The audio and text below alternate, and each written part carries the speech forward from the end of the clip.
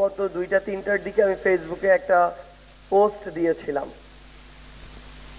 পোস্টটা ছিল যে আমাদের এই যে শ্রদ্ধার যে সশস্ত্র বাহিনী, ওই মুহূর্তে আমাদের মনে হচ্ছিল যে খুনি শেখ হাসিনা তো শুধু ক্ষমতায় টিকে থাকার জন্য বাংলাদেশ পুলিশ নামক একটা প্রতিষ্ঠানকে অপব্যবহার করতে করতে এই একটা প্রতিষ্ঠানের যে ন্যূনতম একটা আত্মসম্মান ছিল সেটাকে ধূলিসাৎ করে দিয়েছে। এখন এই জায়গায় একটা পার্থক্য গড়ে দিতে পারে বাংলাদেশ সেনাবাহিনী।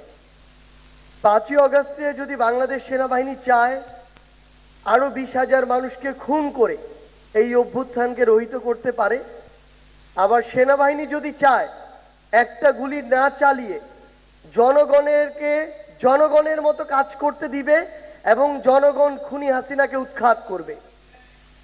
তো বাংলাদেশ সেনাবাহিনী সেদিন ওই একটা যে প্রতিষ্ঠান ইনস্টিটিউশন যে বাংলাদেশ সেনাবাহিনী, সেটার আত্মমর্যাদাকে ধরে রাখার যে সর্বশেষ যে চেষ্টা, গার্ডস নিয়ে সেই চেষ্টাটি করেছিল বলেই সেদিন সেনাবাহিনীর ওই রাইফেল থেকে গুলি চলেনি। বাংলাদেশের জনগণ ঐক্যবদ্ধভাবে খুনি হাসিনাকে উৎখাত করেছে, খুনি হাসিনা দেশ ছেড়ে পালিয়েছে। তো আজকে যখন আমরা এই একটি প্রোগ্রামে আসার পূর্বে আমরা ভাবছিলাম যে আমরা আমাদের সেই যোদ্ধাদের সাথে আবারও আজকে একত্রিত হতে যাচ্ছি, যেই যোদ্ধারা শুধু বাংলাদেশের ভোটার নয়, বরং যাদের সেই ট্রেনিংটি রয়েছে, যখন প্রয়োজন হবে তারা রাজপথে আমাদের সাথে কাঁধে কাঁধ মিলিয়ে সামনের সারিতে থেকে লড়াই করবে। আবার যখন প্রয়োজন হবে তখন দেশের সার্বভৌমত্বের দিকে যদি কোনো শকুন নজর দেয়, সেই শকুনদের চোখ উপড়ে ফেলবে।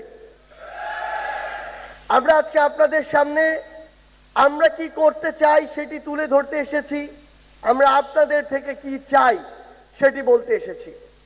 আমরা আমাদের জায়গা থেকে স্পষ্ট মনে করি যে বাংলাদেশের প্রত্যেকটি গ্রামে, প্রত্যেকটি ইউনিয়নে, প্রত্যেকটি উপজেলায় বাংলাদেশের সশস্ত্র বাহিনীর একজন সৈনিক হোক, একজন অফিসার হোক, তাদের পরিবারের অন্যরকম একটা সম্মান থাকে। আমি প্রত্যন্ত গ্রাম থেকে উঠে এসেছি। আমার বাড়ি থেকে বাংলাদেশের যে সীমান্ত তার দূরত্ব হচ্ছে মাত্র 3 কিলোমিটার। আমরা সেই জায়গায় দেখেছি আমাদের গ্রামে একজন সার্ভিক কিংবা অবসরপ্রাপ্ত সৈনিকেরও কতটা সম্মান থাকে। আমরা আমাদের জায়গা থেকে মনে করি আপনারা এই সশস্ত্র বাহিনীর বিভিন্ন জায়গায় যে দায়িত্ব পালন করেছেন, আপনাদের ভিতরে যে ন্যায় নিষ্ঠা, যে দেশপ্রেম, যে ডিগনিটি, যে শৃঙ্খলা, এগুলো এখন সময় এসেছে ঘরে বসে না থেকে বাংলাদেশের প্রত্যেকটি গ্রামে গ্রামে ছড়িয়ে দিতে হবে।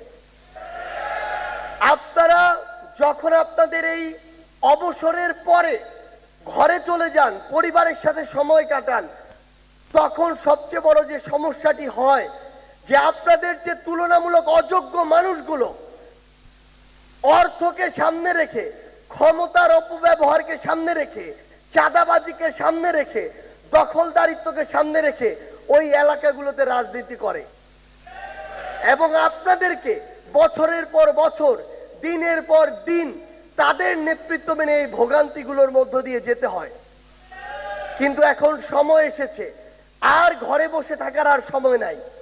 আপনারা এখন আপনাদের জায়গা থেকে আপনাদের ওয়ার্ডে, ইউনিয়নে, উপজেলায়, জেলায় আপনাদের দায়িত্ব নিতে হবে আগামীর বাংলাদেশে ওই ন্যায়, নীতি, নিষ্ঠা, দেশপ্রেমকে সামনে রেখে আপনারা আগামীর বাংলাদেশে নিজের জায়গায় ফিরে গিয়ে হয় একজন চেয়ারম্যান হয়ে উঠুন, একজন মেয়র হয়ে উঠুন, একজন কাউন্সিলর হয়ে উঠুন, একজন এমপি মন্ত্রী হয়ে উঠুন। আমরা আমাদের জায়গা থেকে আপনাদেরকে অনুরোধ করছি, আজ থেকে শুরু করে আপনারা নিজের এলাকায় গিয়ে যার যতটুকু মনে হয়, যতটুকু কর্মযজ্ঞে আপনারা কাজ করতে পারবেন, ততটুকু জায়গায় আপনারা কাজ করা শুরু করুন।